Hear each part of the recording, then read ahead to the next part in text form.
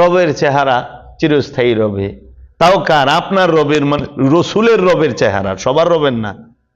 রব্বে কা, রব্বু কুম কয় নাই, রব্বু কুমা কয় নাই। কা এক বচন, কুমা দুই বচন, কুম বহু বচন। কা কুমা কুম, ফাবিআই আলাই রব্বে কুমা তুকাজ্জিবান। রব্বে কা, কা এক বচন, কুমা দুই বচন। ওয়াকালা রব্বুকুম, তোমাদের রব বলিলেন, উদউনি আস্তাজিব লাকুম, তোমরা আমাকে একা ডাকো, সঙ্গে সঙ্গে জবাব পাবে। তাহলে পরে কা কুমা কুম, ইন্না ইন্নি, আনা নাহনু। অন্যান্য ধর্মে কি কি করেছেন তারা ভালো জানেন, কিন্তু ইসলাম কি এবং ইসলামের শিক্ষা কি সেটা আমরা জানতে চাই, বুঝতে চাই এবং প্রচারও করি। ইসলাম কখনোই কাউকে আঘাত করে না। ইসলাম মানে আত্মসমর্পণ, মুসলমান মানে আত্মসমর্পণকারী, মুসলমান মানে আত্মসমর্পণকারী, ইসলাম মানে আত্মসমর্পণ। তো যিনি আত্মসমর্পণ করে ফেলেছেন তিনি কখনোই কাউকে আঘাত করে না, তিনি নিরপেক্ষ থাকে। আর নিরপেক্ষতা আল্লাহর গুণ, সবচেয়ে বড় গুণ। আল্লাহর রূপ কি? আল্লাহুস সামাদ, আল্লাহ নিরপেক্ষ। আল্লাহ সামাদ না, সূরা ইখলাসে পড়ছি, কুল হুয়াল্লাহু আহাদ আল্লাহুস সামাদ। আল্লাহ একক, আল্লাহ নিরপেক্ষ।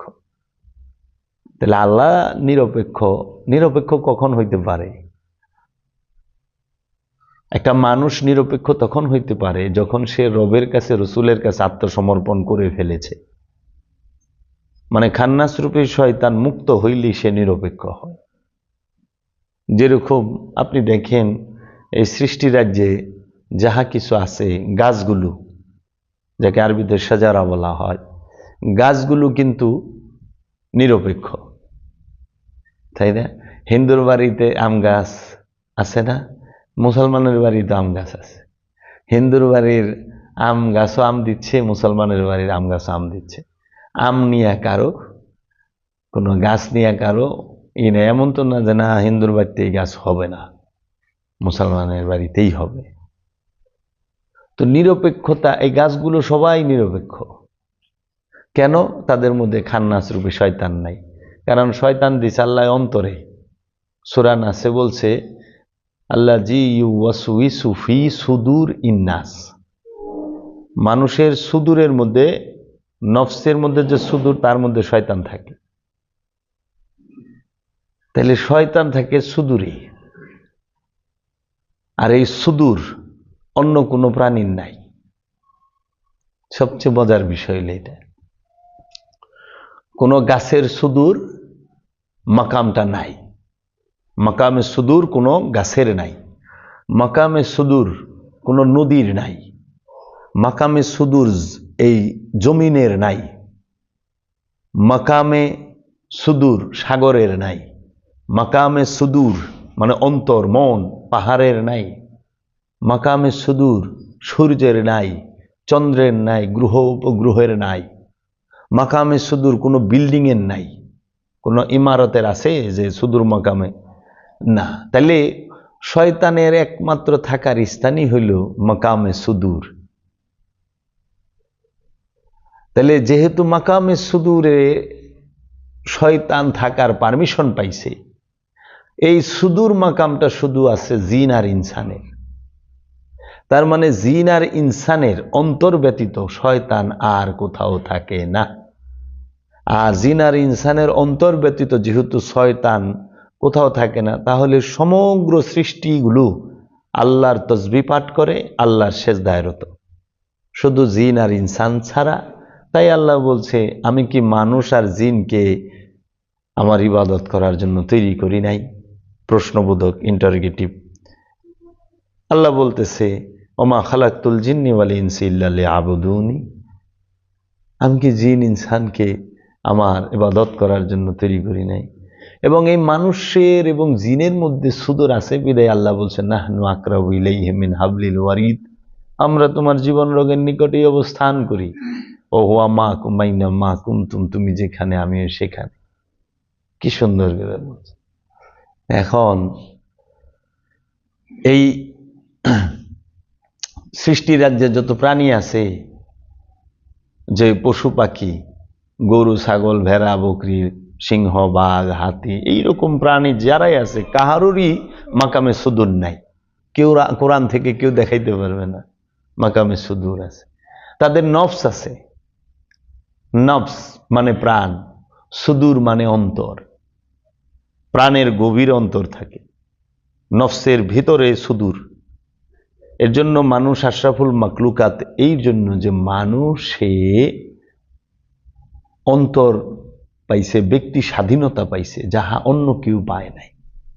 আবার এই মানুষের জন্য রসুল পাঠানো হয়, মানুষকে হেদায়েত করবে, মানুষকে মানুষ হইতে হয়, কোনো ভাগকে ভাগ হইতে হয় না, কোনো হাতিকে হাতি হইতে হয় না, পশুকে পশু হইতে হয় না, কিন্তু মানুষকে মানুষ হইতে হয়। কেন মানুষকে মানুষ হইতে হয়? এর জন্য যে মানুষের সাথে একজন মানুষের সবচেয়ে প্রকাশ্য এনিমি, শত্রু দিয়ে রাখছে আল্লাহ, আদুব্বুম মুবিন, প্রকাশ্য শত্রু, আদুব্বু শত্রু, মুবিন প্রকাশ্য, কে? শয়তান। আর খান্নাস হইল মানুষের গোপন শত্রু। তাহলে গোপনে খান্নাস কুমন্ত্রণা দেয়, প্রকাশ্যে শয়তান কুমন্ত্রণা দেয়।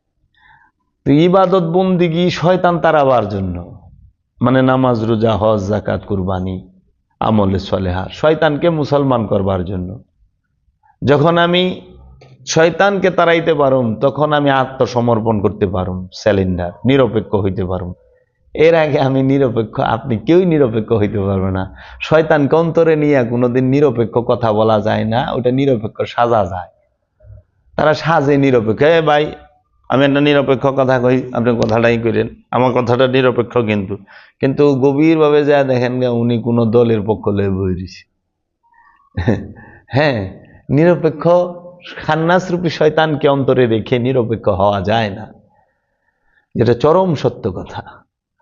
খান্নাস রূপে শয়তান যতক্ষণ পর্যন্ত সুদূরের মধ্যে আছে, সেই সুদূর সেজদা করে না, মাথায় শয়তান থাকে না, এর জন্য মাথা সেজদা করে।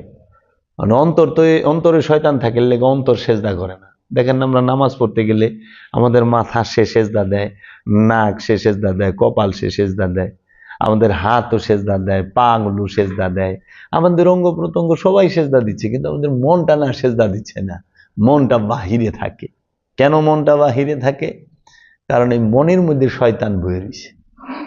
ওই শয়তানে কামনায় খান্নাস রূপী শয়তান, ইবলিশ মানে অহংকার, সে কি করে?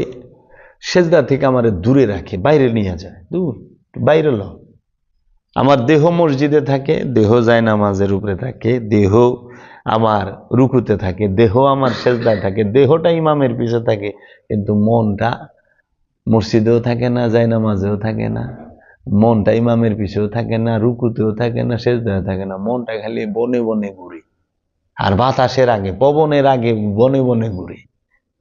তাই বাবা জান শরীফ শাহ সুরেশ্বরী বলেছেন, নামাজে খাড়ায়ে যদি খোদা করো মনে, পবনের আগে মন চলে যাবে বনে। তোমার আউজে যদি খান্নাস ডরিত, শয়তান ডরিত, নামাজেতে দাগা সে কিভাবে দিত? নামাজের মধ্যে শয়তান ওয়াসওয়াসা দেয় না? তা আমি তো নামাজের খারানের শুরুতে আউযুবিল্লাহ পড়ে নিছি, বিসমিল্লাহ পড়ে নিছি না, সূরা কারাত পড়তাছি না, তারপরও শয়তানের দাগা চালু। এর জন্য বলছে যে নামাজ নিরিকে রেখে নিরিক বর্জক ঠিক করে পড়তে হবে। আমি শুরু যে জিনিসটা দেয়া করছিলাম, যে প্রেম ভালোবাসা, দেখেন প্রেম হয় কার সাথে আর ভালোবাসা হয় কার সাথে? প্রেম করে কে আর প্রেম হয় কার সাথে? প্রেম করে প্রাণ। কার সাথে করে? রুহের সাথে, রবের সাথে, রসুলের সাথে, আল্লাহর সাথে। প্রাণ মহব্বত করবে, ইশক করবে, প্রেম করবে রসুলের সাথে, রবের সাথে, আল্লাহর সাথে, রুহের সাথে। নফস, নফস হল প্রাণ। নফস প্রেম করে রসুলের সাথে, রুহের সাথে, রবের সাথে, আল্লাহর সাথে। আর নফসটা থাকে কই?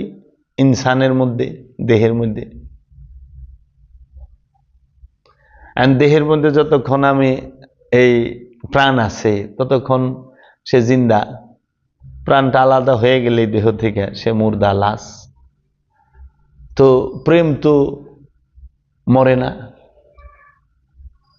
প্রেম তো শেষ হয় না, প্রেম সে তো ভাসমান। এর জন্য আমরা দেখতে পাই দেহটা মরে, দেহটা পচে, দেহটা গলে, দেহটা সে আতুর হয়, নুলা হয়, পঙ্গু হয়, হয় না? দেহটা প্রতিবন্ধী হয়, হয় না? তাহলে পরে এই দেহের সাথে যে আরেক দেহের প্রাণের, দেহের সাথে যে প্রাণ ভালোবাসা করে, যে প্রাণ দেহকে পছন্দ করে, ওইটা হলো ভালোবাসা। আর প্রাণ যে প্রেম করে সেটা হইল, প্রাণ প্রেম করবে, প্রাণ হইল নূর, নূর প্রেম করে নূরের লগে। কি আমরা ভালোবাসাটাকে, কামটাকে প্রেম বলতেছি। একটা হলো কাম মানে আকাঙ্ক্ষা। কাম কিন্তু খারাপ না, কাম মানে আকাঙ্ক্ষা। কামের ভেতরে যে ফিজিক্যাল রিলেশন, সেক্স, এটা হলো একটা পার্ট, একটা রুম। মানে এটা একটা বিশাল বড় বিল্ডিং, একটা মহল। ওই ফিজিক্যাল রিলেশন, দৈহিক মিলনটা হইল এটার একটা পার্ট, একটা রুম, পুরা কাম না।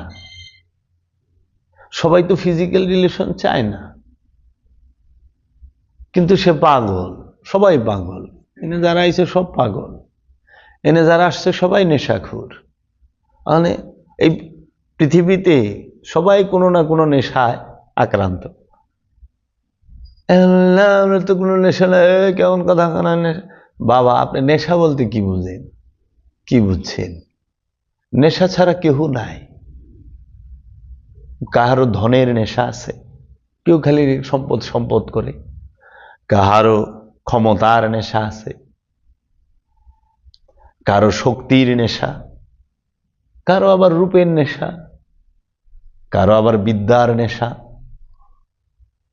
কাহারও আবার যা দেখবেন অহংকারের নেশা, সে যেখানে যাইব অহংকার করব। কারো ভ্রমণের নেশা,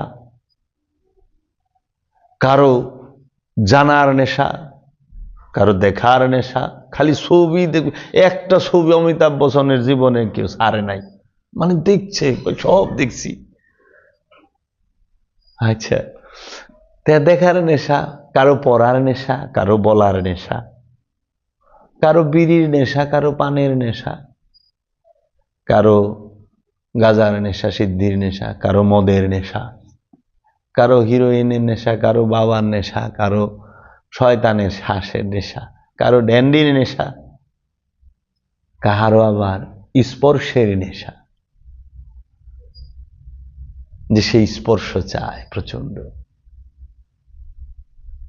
তো নেশার মধ্যে সবাই ডুইবা রইছে, নেশা ছাড়া কেউ নাই। এক একজনের নেশা এক এক রকম। এখন যে মদের নেশায় আক্রান্ত, সে ঠান্ডা পানি দিয়ে গোসল করলে, ঠান্ডা পানি খাইলেই নেশা কেটে যায় নাকি? ঘন্টা খানিকের নেশা, 6 ঘন্টার নেশা। কেউ সিদ্ধি পানি খায় কয় ঘন্টা? 5-6 ঘন্টার নেশা। টকমক খাইলেই জায়গা, নেশাই শেষ। কেউর বিড়ির নেশা যে কোনো মুহূর্তে ছাইড়ে দিতে পারে, কেউর পানের নেশা ছাইড়ে দেওয়া যায়। কিন্তু আপনি একটা জিনিস খেয়াল করেন, ভয়ঙ্কর নেশাখোর যারা, ভয়ঙ্কর নেশাগ্রস্ত যারা, তারা মামুলি নেশা যারা করে তাগো 12টা বাজায় দিবার চায়। কিরকম যে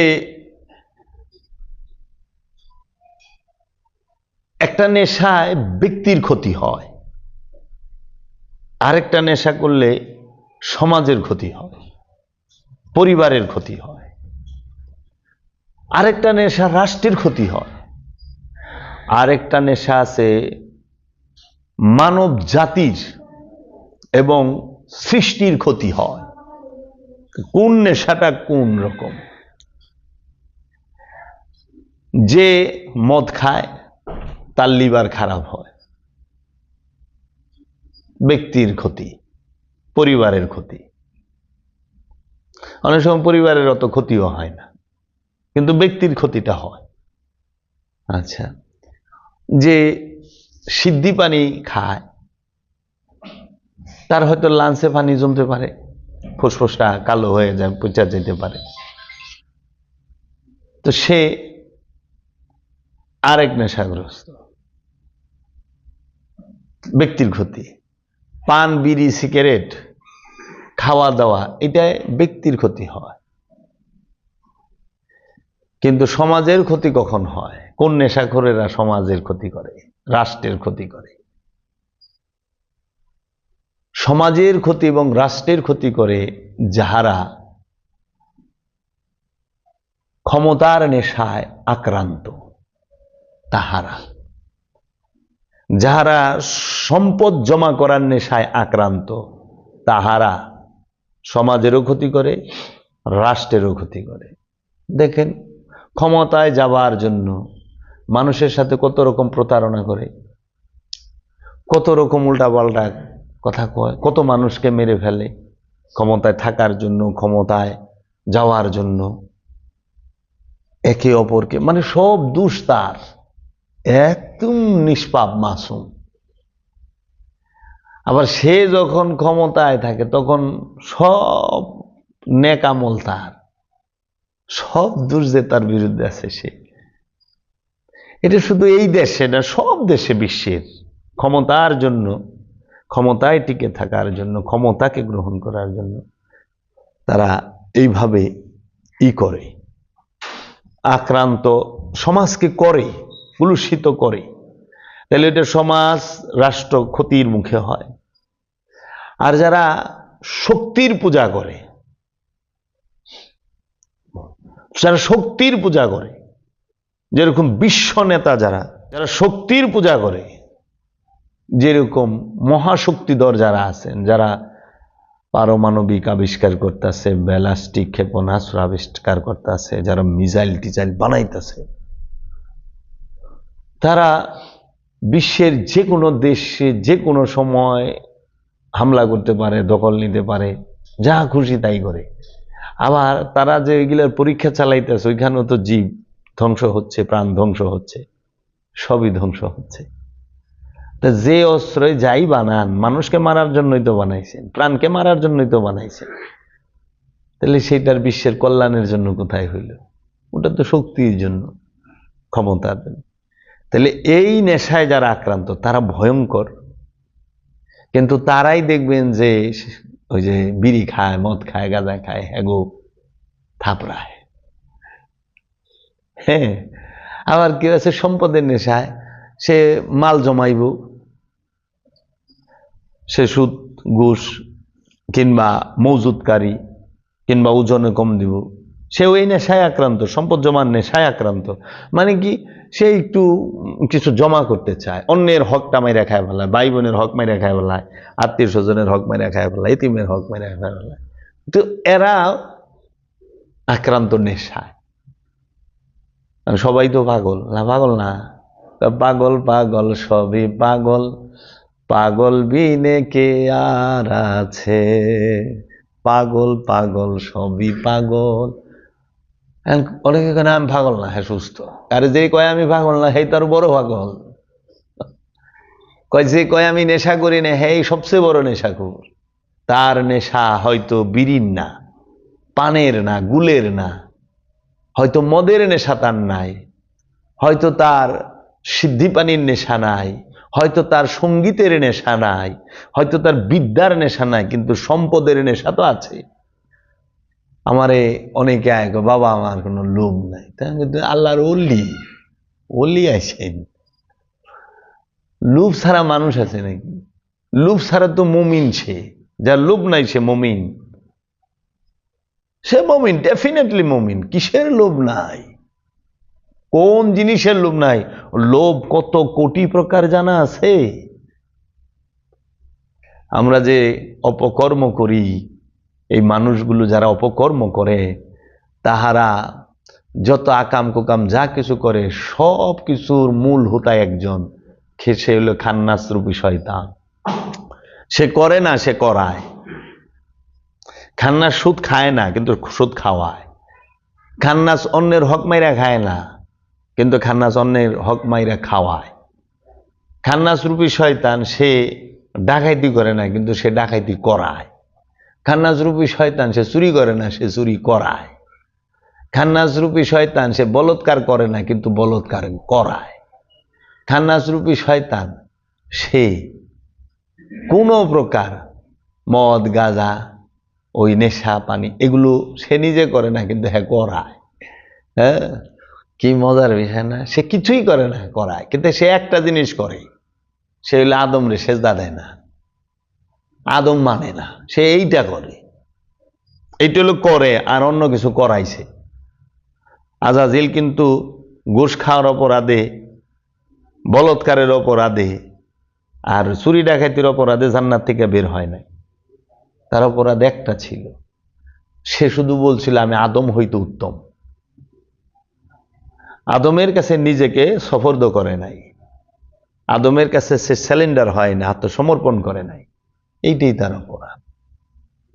এখন যে ব্যক্তিটা মনে করেন খুব ভালো, একটা মিথ্যা বলে না, যে ব্যক্তিটা মনে করেন একটা জীবনে একদিন চুরি করে নাই, যে ব্যক্তিটা মনে করেন জীবনে কোনোদিন কারো সম্পদ মাইরা খায় নাই, মিথ্যা বলেন নাই, চুরি ডাকাতি করে নাই, অত্যাচার জুলুম করে নাই, নামাজ রোজা সব করছে, আপনি কি মনে করেন সে খুব ভালো, সে মুমিন? জীবনেও না, কোরআন দর্শনে। কারণ আমরা তো দেখি আজাজিল জীবনে ইবাদত ছাড়া, তসবিহ ছাড়া কিছুই করে নাই, কিছুই করে নাই। আজাজিল সে ফেরেশতাকে শিক্ষা দিছে, ফেরেশতাদের ইমাম, ইমামে মালাইকা, ফেরেশতাদের শিক্ষক আজাজিল আলাইহিস সালাতু ওয়াস সালাম। তো সে জীবনে তো কোনোদিন মিছা কথা কয় নাই আগে, তার 6 কোটি বছর বলে সে ইবাদত করছে, শুনি আমরা বড় বড় বক্তাদের মুখে। তো কাজেই সে কিছু কোনো অপরাধ করে নাই, কোনো খারাপ কর্ম করে নাই, কিন্তু তার পদবি গেল না, সে তার পদবি হারাইল, সে তার জান্নাত হারাইল। শুধু একটা কর্ম করছে, আদমকে সেজদা করে নাই, আর আল্লাহরে কইছে আমি আদম থেকে উত্তম। তেমন কথা জিজ্ঞেস যদি করি যে বাবা জাহাঙ্গীর তার মারিফতের গোপন কথায় এই প্রশ্নটি করেছেন, জিজ্ঞেস করেছেন, এটি বাবা শামসে তাবরিজও করেছেন, যে মারিফতের গোপন কথা কিতাব যদি পান আপনারা পড়েন দেখবেন সেখানে আছে যে আমরা দেখতে পাই আমরা যত আকাম কুকাম, আমরা যত পাপ করি, সমস্ত অপকর্মে আমাদেরকে দিয়ে খান্নাস রূপী শয়তান করায়। তার কুমন্ত্রণায় পড়েই করি, তার ওয়াসওয়াসায় পড়েই আমরা অপকর্ম করি। তাহলে আজাজিলের আগে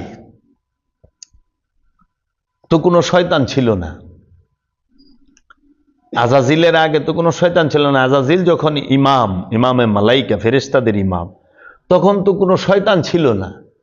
তা আজাজিলকে এই কুবুদ্ধিটা কে দিল যে তুই আল্লাহকে সেজদা দি, আদমকে সেজদা দিস না?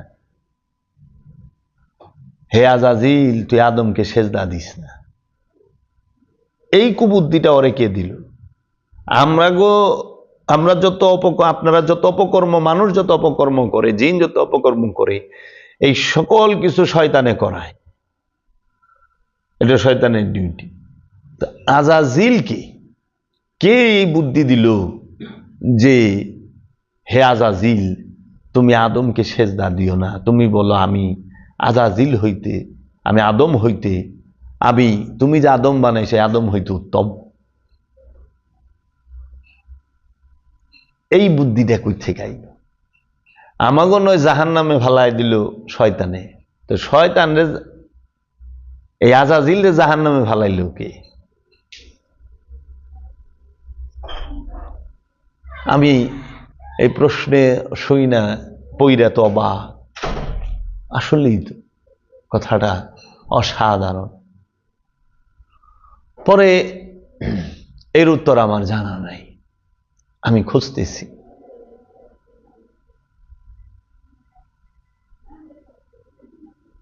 মনে হয় মহব্বতে সবকিছু হয়। আমি জেনে শুনে বিষ করেছি পান, প্রাণেরও বিনিময়ে সপেছি প্রাণ। মহব্বত করলে সবই সম্ভব, মহব্বত ছাড়া কিছুই সম্ভব না। তাই আল্লাহ বলছেন কুলিন কুনতুম তুহিব্বুনাল্লাহ ফাত্তাবিউনি ইউহিব্বুকুম। কে আছো আমি আল্লাহকে ভালোবাসতে চাও, সে আমার হাবিবকে ভালোবাসো। আবার দেখলাম আল্লাহ রাব্বুল আলামিন কুরআনুল কারীমে বলতেছেন ইন্নাল্লাহা ইউহিব্বুল মুহসিনিন, নিশ্চয়ই আল্লাহ মুহসিনিনকে ভালোবাসেন, মহব্বত করেন। ইউহিব্বুল মুহসিনিন, মুহসিনিনকে আল্লাহ মহব্বত করেন, মুত্তাকিকে আল্লাহ মহব্বত করেন, সাবিরিনকে আল্লাহ মহব্বত করেন, মুমিনকে আল্লাহ মহব্বত করেন।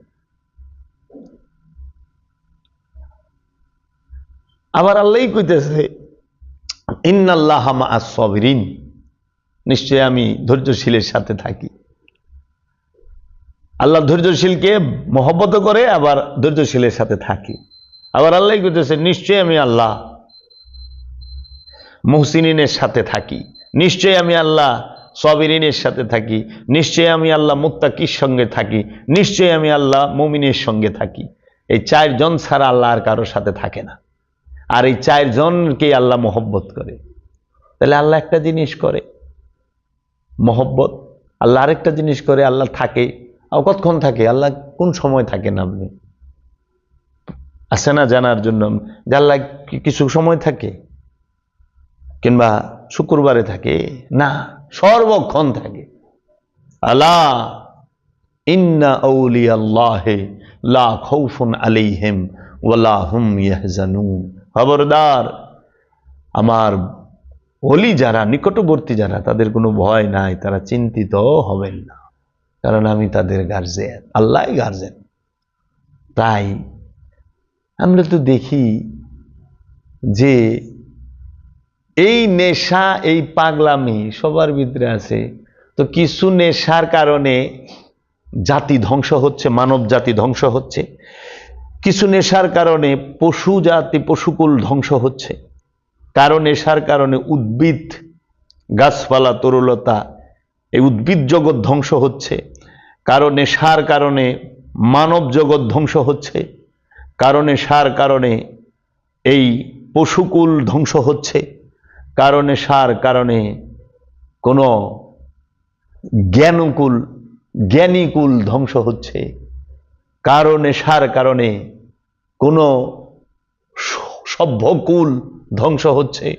কাহারও নেশার কারণে কোনো মুক্ত মনা যে মানব জাতি, সেটা ধ্বংস হচ্ছে। কারণ নেশার কারণে কোনো ভাবুকের যে একটা গোষ্ঠী, তারা ধ্বংস হচ্ছে। সবই তো নেশার কারণে হচ্ছে, সবই তো এই নেশার কারণেই করতেছে। অথচ তারা বলতেছে আমরা নেশা করি না। কিসের নেশায়? যেখানেই পাবেন সেখানেই মেরে ফেলবেন। কি এমন নেশা আপনাদের? এই নেশা উঠল কোথা থেকে? এটা তো উন্মাদের কথাবার্তা। যারে না তারই যেখানে পাবেন সেখানেই মেরে ফেল, এটা তো হইতে পারে না। এটা তো কোনো মনুষ্যত্বের কথা না, মানবতার কথা না, মানবিকতার কথা না। সর্বপ্রথম আমাদের পরিচয় আমরা মানুষ। সর্বপ্রথম আমাদের পরিচয় আমরা মানুষ। দ্বিতীয় পরিচয় হচ্ছে আমরা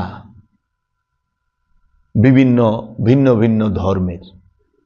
ওই ধর্ম অনুযায়ী নাম হয়।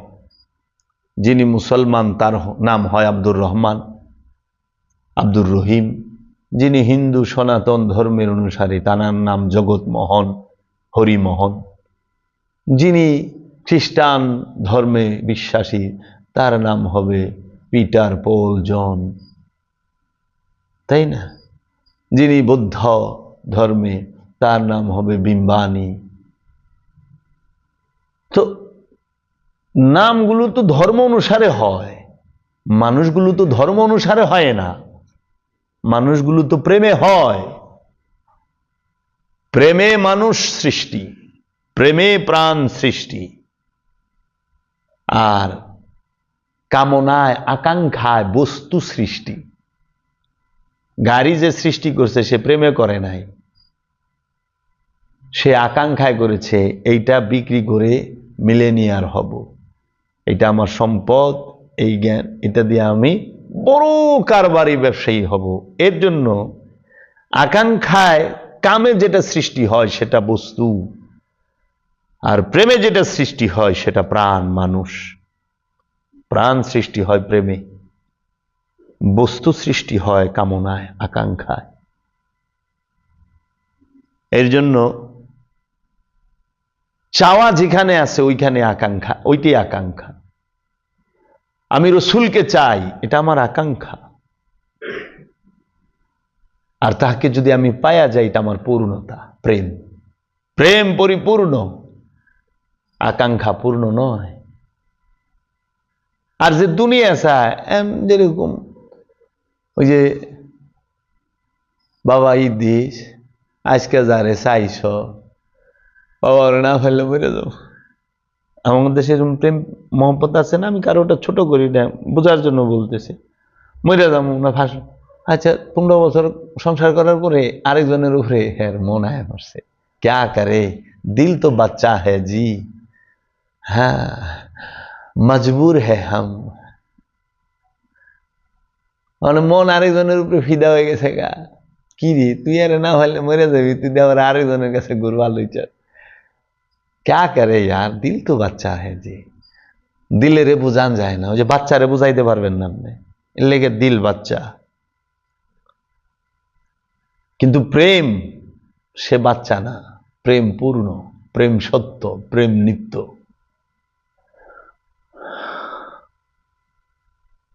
আপনার যে ভালোবাসা, প্রেম স্পষ্ট দেখা যাচ্ছে। আপনি যাহার সাথে সর্বক্ষণ লেগে থাকেন ওইটি তো আপনার প্রেম।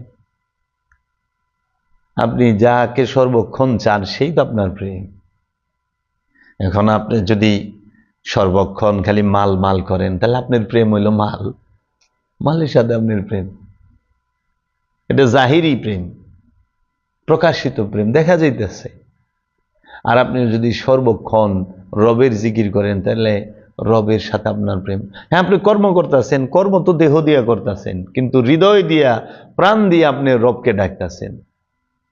কর্ম করবে দেহ, কর্ম করব হাত পা দিয়ে, কর্ম করব অঙ্গ প্রত্যঙ্গ দিয়ে, আর মহব্বত করব হৃদয় এবং প্রাণ দিয়ে, মন প্রাণ দিয়ে মহব্বত। এখন এই যে দেখেন না শার্টের বাম দিকে পকেট, হৃদয় কোনখানে, কলব কোনখানে? এখানে না, পকেটটা কই? বাম সাইডে না? কে? মাল রাখার স্থান হলো পকেট, তাই না? টেকা রাখবেন পকেটে, মানে টেকা রেখে দিয়েছেন হৃদয়ে, কামাইব। হৃদয়ে তো টাকা রাখে না, হৃদয়ে সম্পদ রাখে না, সোনা দানা হৃদয়ে রাখে না, সয় সম্পদ হৃদয়ে রাখে না, পয় পরিবার হৃদয়ে রাখে না। হৃদয়ে রাখে মাওলা রে, হৃদয়ে রাখে রসুল রে। হৃদয়কে মদিনা করতে হয়, হৃদয়কে কাবা করতে হয়, হৃদয়কে মসজিদে পরিণত করতে হয়। এখন হৃদয়ের মধ্যে রাইখা ধুইছে কামনা, মুখে খালি আল্লাহর কালাম বলে। আরে কালাম, হ্যাঁ, মুখে কি সুন্দর সুরেলা কণ্ঠে পড়তে আছে কালাম, কিন্তু হৃদয় হইলো আজকে এমপি সাহেবের সামনে পড়তাছি, এমপি সাহেব আমার এই চাকরিটা পারমেন্ট করে দিব, কিংবা এমপি সাহেব আমার এমন একটা উপহার দিব আজকে। তো এই যে হৃদয়ে যে লালন করি আমরা, তো কার স্থান কোথায়? হৃদয় মাওলার স্থান। কামনার স্থান হৃদয়ে নাই, হৃদয় রসুলের স্থান। হৃদয় ছাড়া রসুল থাকে না, রসুলকে দেহে রাখা যায় না। এই জন্য রসুলের সুন্নত, রসুলের স্বভাব, রসুলের আদর্শ চরিত্র হৃদয়ে ধারণ করতে হবে, মনে প্রাণে ধারণ করতে হবে। এখন আমরা অধিকাংশ মানুষ আমরা মেজাজিটা রাখছি, কিন্তু হাকিকি সুন্নতকে ধরতে পেরেছি? পরমত সহিষ্ণু হতে পেরেছি? হৃদয়ে কি পরমত সহিষ্ণুতা আছে? নাই তো। হৃদয়ে কি আমার জবানের, আল্লাহ রসুলের হাদিস, রসুল সাল্লাল্লাহু আলাইহি ওয়াসাল্লাম বলেছেন, যে ব্যক্তির জবানের দ্বারা, হাতের দ্বারা অন্য মানুষ নিরাপদ নয়, সে মুমিন হইতে পারবে না। মুমিনের গুণই হইল মুমিনের জবান, এবং উঁচু স্তরের আমানুর গুণী হইল যে তার জবানের দ্বারা, তার হাতের দ্বারা, তার দৃষ্টির দ্বারা অন্য মানুষ নিরাপদে থাকবে। আর এখন কি হচ্ছে? এটা আগেও ছিল, সর্বসময় থাকবে। সব খারাপ হয়ে যেতে পারবে না, আবার সবাই ভালো হইতে পারবে না, তাতে আল্লাহর পরীক্ষা থাকবো না। এর জন্য প্রেম সেটা কিন্তু মুখের বিষয় না, প্রেম শব্দের বিষয় না, প্রেম সেটা আমাদের যে পঞ্চ ইন্দ্রিয় তার গভীরের থেকে গভীরে থাকে। এই পাঁচ, এই দৃষ্টি, শ্রবণ, জবান, শ্বাস প্রশ্বাস, এই অনুভূতি, এই স্পর্শ, এইটারও গভীর হইল প্রেমের জায়গা। এইটা দিয়ে প্রেম বোঝা যায় না। প্রেম এমন জিনিস যে তারে শিখান লাগে না। প্রেম শুধু জাগ্রত করতে হয়। প্রেম সুপ্ত থাকে, গুপ্ত থাকে, গোপন থাকে, তাকে জাগ্রত করে তুলতে হয়। আপনি নিজেই প্রেম, আপনিই সত্য, আপনি নিজে সত্য, আপনি সোল, আপনি খোদার অংশ, আপনি খোদার অংশ, আপনি রসুলের অংশ, আপনি খোদার ওয়ারিস। আমি কইনি, আল্লামা ইকবাল কইছে। প্রতিটা মানুষের নফস সেটা খোদার ওয়ারিস, খোদা থেকেই আসছে। কারণ নফস হইল রুহের সর্বশ্রেষ্ঠ, এক সর্বপ্রথম সেফা। আল্লাহর দুইটা রূপ, একটা হলো জাত, একটা হলো সেফাত, একটা হলো মূল, একটা গুণাবলী। যেরকম বুঝার জন্য বলা যায় যে তুলা, এটা হলো জাত, এটা উন্নত মেশিনের দেন সুতা হয়ে বের হবে। তুলা গায়ে, তুলা আর নাই, বলবেন সুতা। তাহলে তুলার সেফাতের নাম হইল সুতা। সুতাকে আর একটা উন্নত মেশিনে দেন, একটু পরে কাপড় হবে। সুতার সেফাত হইল কাপড়। মানে কাপড়ের ভিতর থেকে তুলা কি গেছে গা, সুতা কি গেছে গা। অনেক কাপড়টা আবার টেলার্সের কাছে নিয়ে দেন, ও আবার কাইটা কুইটা পেন বানায় দিব, শার্ট বানায় দিব, পাঞ্জাবি বানায় দিব, এটা কিছু তো বানায় দিবই। এখন শার্ট হয়ে গেল, পাঞ্জাবি হয়ে গেল, তাই কি তুলা, সুতা, কাপড় গেছে গা পাঞ্জাবি থেকে গায়েব হইয়া? না, এক রূপ থেকে আরেক রূপে রূপান্তর হচ্ছে, বিবর্তনবাদ, রূপান্তরবাদ। এইটাই খোদার আহাদ রূপে, খোদা নিজেই এক রূপ থেকে আর বহু রূপে প্রকাশিত হচ্ছে প্রতিনিয়ত। তার কেতাবের মধ্যে প্রকাশ বিকাশ ঘটতেই আছে। এই রূপান্তরবাদ, বিবর্তনবাদ দেখেন, আপনি চিন্তা করেন, আপনারা কি বিবাহিত? সন্তানাদি আছে আপনাদের? জি, মাশাআল্লাহ। তাহলে আমি নিজে, এখন আমার পিতা মৌলানা শাহ সুফি সৈয়দ কাজী আফসার উদ্দিন আল জাহাঙ্গীর, তিনি এক ছিল। আমার মাতা জরিনা বেগম, তিনিও এক, তাই না? এক মাওলানা আফসার 7 রূপে আইছে। 3 মেয়ে 4 ছেলে। ওই এক জরিনা বেগম 7 জনকেই রক্ত পান করাইছে। যখন পেটে রাখছে রক্ত বাইরে আইছে তখন দুধ পান করাইছে। আহা, আমার মা, আমার এক পিতা। বোঝার ক্ষেত্রে ওয়াহিদ, এক, বহু হইল না, একক হইল না, একই একক হয়ে গেল। এক, সে এখন 8 রূপে হারায় রয়েছে। ডিএনএ টেস্ট করেন, সব এক বেরিয়ে। 8টার ডিএনএ টেস্ট করেন, এক বেরিয়ে।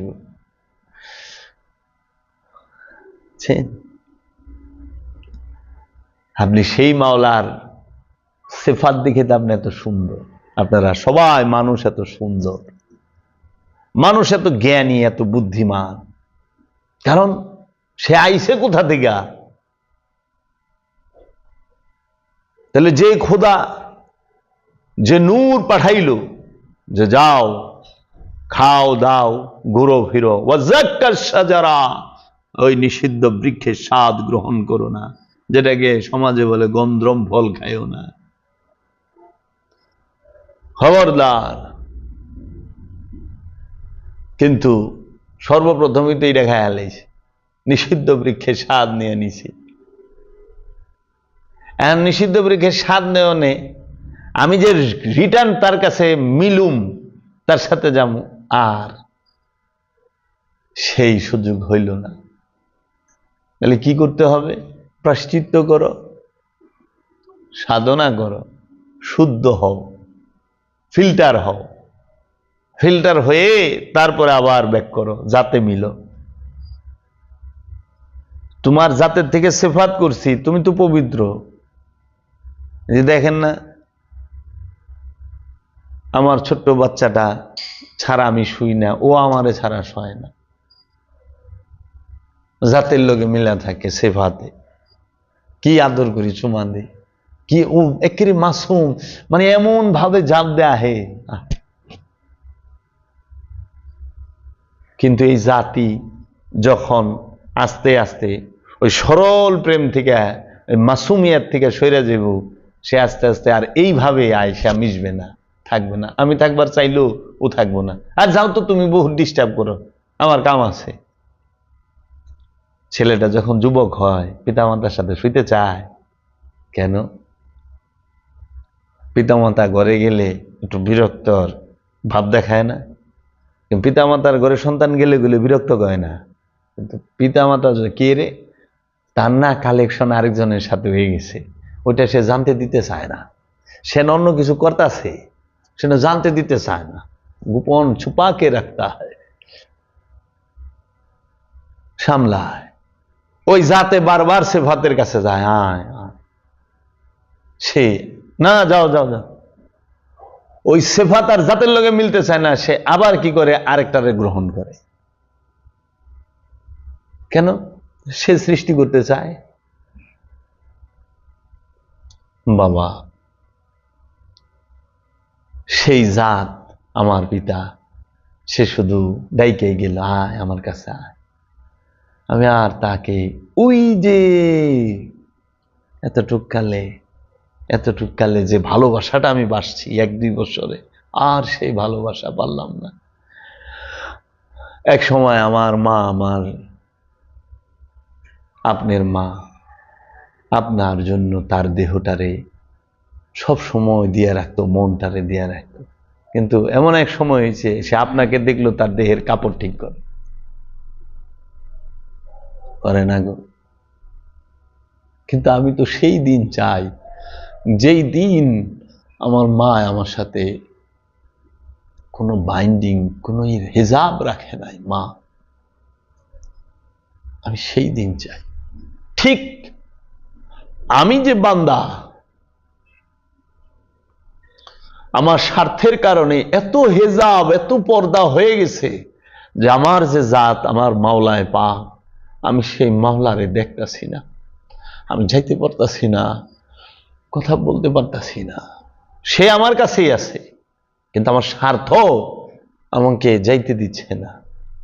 আর মাওলাই বলতেছে স্বার্থ সরা, পর্দা সরা, তুই রাখছস পর্দা, আমি তো রাখি না। আল্লাহ আমার মধ্যে আছে, আপনার মধ্যে আল্লাহ আছে, কিন্তু আপনি আল্লাহর মধ্যে নাই। আপনি আল্লাহ থেকে দূরে সরে গেছেন স্বার্থের কারণে। তো ঠিক আমি সেইভাবে মিশতে চাই আমি যেভাবে আগে তোমারই অংশ ছিলাম, তোমারই সিফাত গো, তোমারই সৃষ্টি আমি, আমার মাওলা। তাইলে এখন মহাপুরুষ বলতেছে, ঈসা রুহুল্লাহ বলতেছে, তুমি প্রভুর দিদার চাও, শিশু হইয়া যাও, শিশু হইয়া যাও। এখানে কি বুঝাইছে? শিশু বলতে দেহকে শিশু করা না, ছোট করা না, স্বভাবটা শিশুর হইতে হবে, চিন্তাটা শিশুর হইতে হবে, মান্যতাটা শিশুর হইতে হবে, ওই বুঝটা, স্বার্থ সবকিছু শিশুর মতো হইতে হবে। শিশু আপন পর বুঝে না, শিশু শুধু বুঝে ভালোবাসা, প্রেম। প্রেম ছাড়া শিশু বুঝে না কিছু। তাকে যে ভালোবাসবে তার কাছেই সে যাবে। তাইলে আমরা মাওলার থেকে সইরাইছি, আর এত সরছি স্বার্থের কারণে যে এখন আর কাম ব্যাক করা সম্ভব হচ্ছে না। ওই যে মায়ের কাছ থেকে সরে গেছি, কারণ অনেক বউ হয়ে গেছে, শাশুড়ি হয়ে গেছে গা, আমার শালা সম্বন্ধ হয়ে গেছে, বন্ধু বান্ধব হয়ে গেছে, আমার কত কিছু হয়ে গেছে। এর জন্য এখন আমি মার কাছে আর আসার সময় পাই না। আমার এখন অফিস হয়েছে, বস হয়েছে, আমার এখন ব্যবসা হয়েছে, ব্যালেন্স হয়েছে, কত কিছু হয়েছে। আমি সেই মার থেকে সরে গেছি, আর মা আমার জন্য কাঁদে, আপনার জন্য আপনার মা কাঁদে, কারণ অতিরিক্ত বানায় ফেলাইছি, যার জন্য মূলের কাছে যাইতে পারতাছি না। ঠিক আমরা প্রভুর থেকে আইসা জমি, বাড়ি, ঘর, সহায় সম্পদ, স্বার্থ, ক্ষমতা, কত কিছু সাথে জড়ায় গেছি, এখন আর ওই মূলের কাছে যাইতে পারতাছি না। আর এখন মূলের কাছে, মায়ের কাছে যাইতে গেলে ওইখানে নয় জামাই বাঁধা হয়ে যায়, নয় বউ বাঁধা হয়ে যায়, নয় পোলাপান হয়ে যায়, একটা না একটা সমস্যা হয়, পারি না। তাহলে আমি কবে আবার তাহলে আমি ওইভাবে ফিরতে পারতাছি না মায়ের কাছে। কোন ভাবে? ও, কারণ যখন আমি শিশু ছিলাম তখন আমার কেউ ছিল না। যখন আমি পবিত্র ছিলাম, শিশু ছিলাম, তখন আমার কোন আত্মীয় ছিল না, তো আমি আত্মীয় চিনতাম না, তো বুঝতাম না, তো দেখতাম যে আদর করে, যে চকলেট দেয় তার সাথেই যাইতাম। কিন্তু সে একটু মার থেকে বেশি দূরে লেগে গেলে আবার শিখা শুরু করতাম, আমার মার কাছে নিয়ে দিই, আমার মার কাছে নিয়ে দিই। আর যখন বড় হইছি তখন না, মায়ের থুয়া কই গেছি গিয়া। ঠিক আমি মায়ের ওই আদর, ওই ভালোবাসা আবার সেই শিশুকাল হইলে পাবো। তো কাজেই শিশুর যখন কেউ থাকে না, শিশুর একজনই থাকে, সেটা হলো মা। শিশুর একজনই থাকে, সেটা হলো পিতা। ঠিক এই সৃষ্টির, আমি ইনসানের, মানুষের, এই নফসের একজনই প্রভু, সে রব। কিন্তু এই নফস, সে ওই যে শিশুকাল এক প্রভুরে থুয়া অনেকের সাথে যখন জড়ায়া যায়, বহুর সাথে জড়ায়া যায়, তখন সে আর এই রবের দাসত্ব করতে পারে না, তখন তাগুতের মিন্দুনিল্লার ভিতরে ঢুকে। তাই সেই রবের কাছে যখন রিটার্ন আসতে চায়, তখন রসুল লাগে, ওলি লাগে। কারণ ওই ওলি শিখায় আবার যে কিভাবে ফেরত যেতে পারবা। যেরকম মা থেকে সন্তান যখন অনেক দূরে চলে যায়, তখন মায়ের খবরটা মধ্যে একজন দেয়, হয়তো মহল্লাবাসী, হয়তো পরিবারের কেউ, এই তোর মা অসুস্থ রে, তোর মা রয়েছে, তখন শুই না আসে, কারণ মা রয়েছে, কি ফোন বলা তাহেই না। তো এই মধ্যস্থকারী একজনের কাছ থেকে শুই না আবার মা কেমন আছে, কিন্তু আসলেও ওইখানে ভুল ধরি। ছোটকালে কিন্তু মার ভুল ধরি নেই। কেউ মার ভুল ধরছে? ছোটকালে মা শাসন করছে, হ্যাঁ, মায়া আদর করছে, বড় হয়েছে মার ভুল ধরছি। এটা বুঝাইবার ক্ষেত্রে বলতে হচ্ছে। আমার মনে হয় এইটা, এইভাবে বুঝাটা আমাদের জন্য সহজ হবে। জাত সিফাত, ওয়াহেদ আহাদ, নফি আসবাব। হ্যাঁ, ওয়াহেদ আহাদ, জাত সিফাত, নফি আসবাব। এবং আপনাকে বলা আরেকটা বলা হয় যেটা যে ফার্সি ভাষা, তু কুজা মান কুজা, একটা কাওয়ালি শুনছেন না,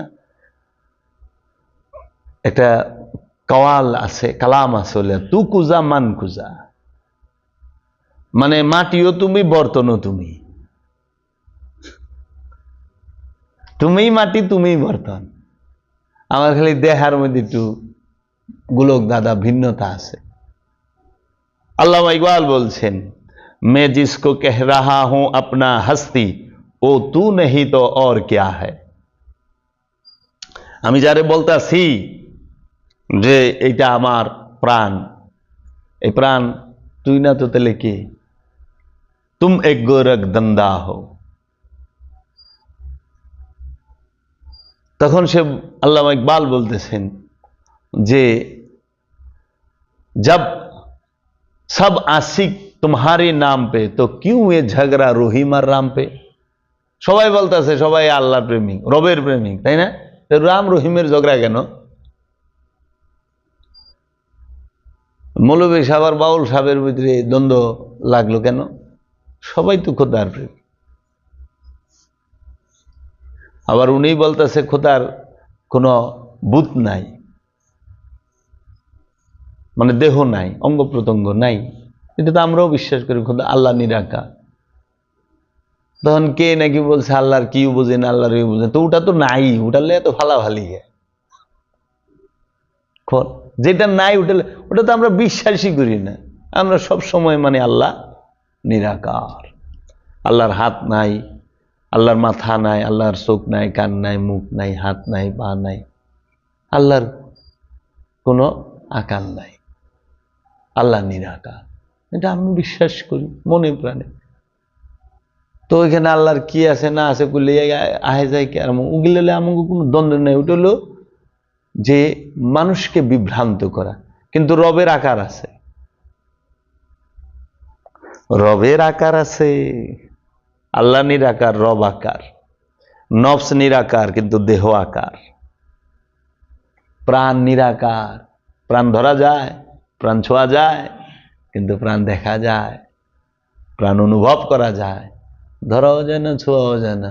তো এই জন্য বলছে খাঁচার ভেতর অচিন পাখি কেমনে আসে যায়, তারে ধরতে পারলে মনো বেরি দিতাম পাখির পায় কেমনে আসে যায়।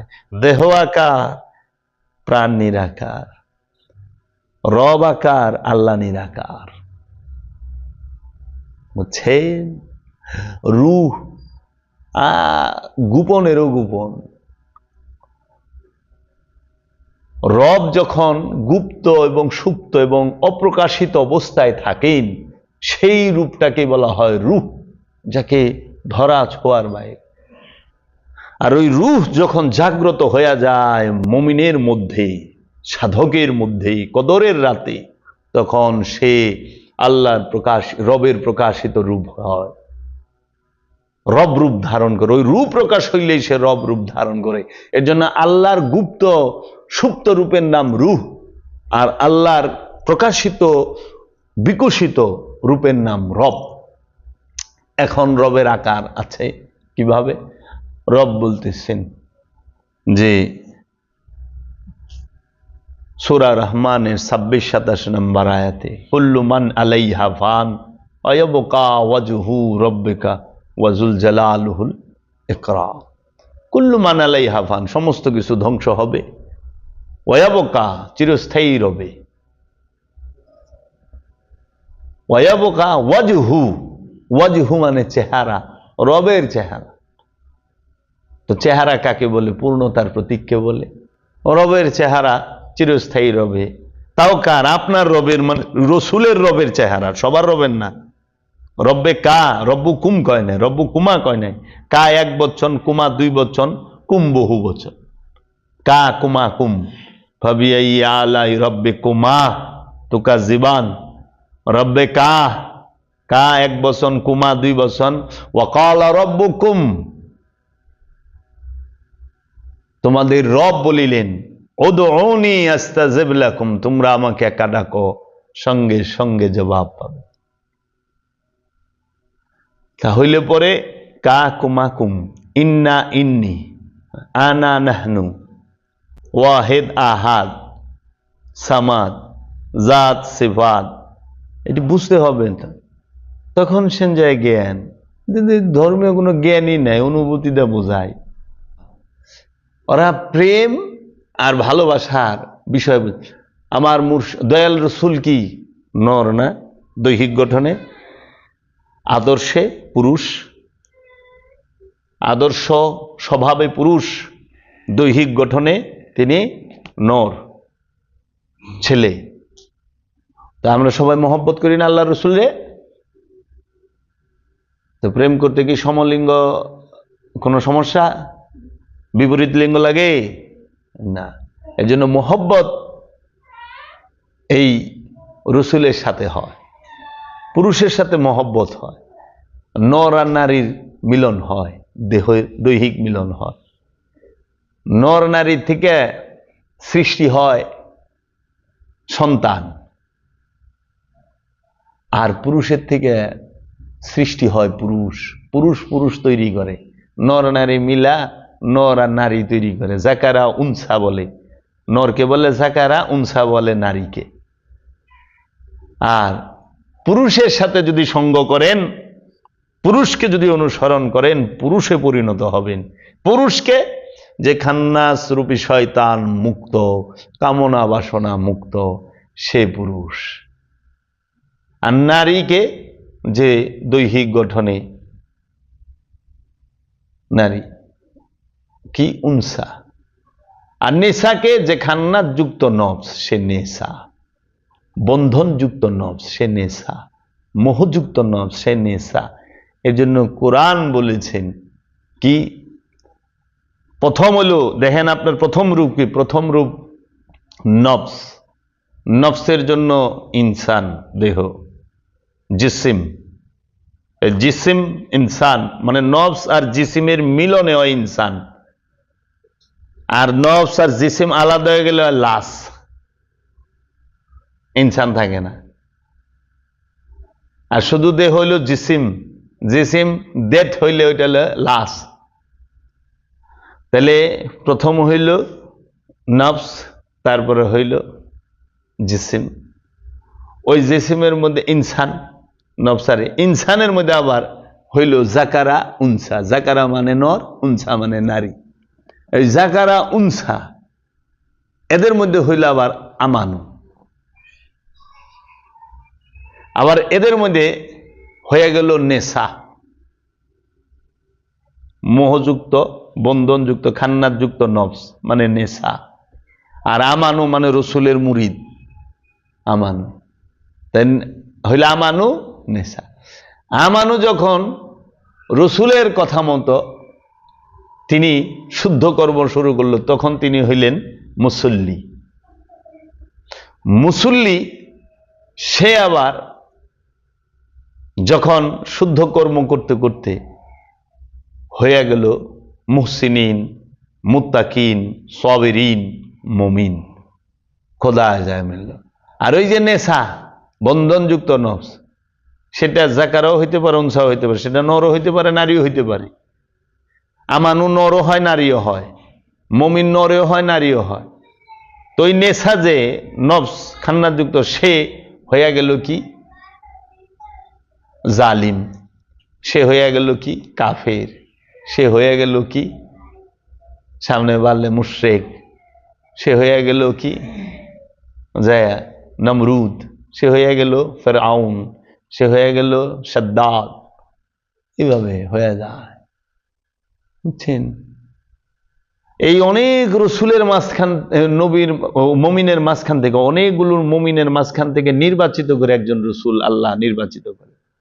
সেই রসুলের কাজই হয় আয়াত তেলাওয়াত করা, নফসকে শুদ্ধ করা, কিতাব শিক্ষা দেওয়া, হিকমত দান করা, পবিত্র বস্তুকে হালাল করা, অপবিত্র বস্তুকে হারাম করা, পিঠের উপরে যে বোঝা আছে সেটাকে অপসারণ করা। এটা নবীর কাজ, রসুলের কাজ। আর সেই রসুলদের মধ্য থেকে আবার নবী হয়। যিনি নবী তিনি অবশ্যই রসুল, কিন্তু সব রসুল নবী না। এই নবীর কাজ কি? কোরআনে বলে থিয়া দিতেছে সূরা আহজাবে, ইয়া আইয়ুহান নাবিয়্যু ইন্না আরসালনাকা শাহিদাও ওয়া মুবাশশিরাও ওয়া নাযীরা দাইয়ান ইলাল্লাহি বিইজনিহি ওয়া সিরাজাম মুনীরা। হে আমার নবী, আমরা আপনাকে প্রেরণ করেছি শাহেদা, সাক্ষী রূপে, মুবাশশিরা, সুসংবাদদাতা হিসেবে, নাযীরা, সতর্ককারী, দাইয়ান ইলাল্লাহ, আল্লাহর দিকে দাওয়াত দেনেওয়ালা। চার কাজ নবীর। নবীর ঊর্ধ্বে যায় আব্দুহু, যে নবী এবং রসুল দুইজনেরই শিক্ষা দেয়। সূরা কাহাফে হযরত খিজির আলাইহিস সালাম মূসা নবীকে, মূসা রসুলকে শিক্ষা দিচ্ছে। দেখছেন, একে শুরু থেকে চেইন। और या मोहम्मद रोज अजल से, या मोहम्मद रोज अजल से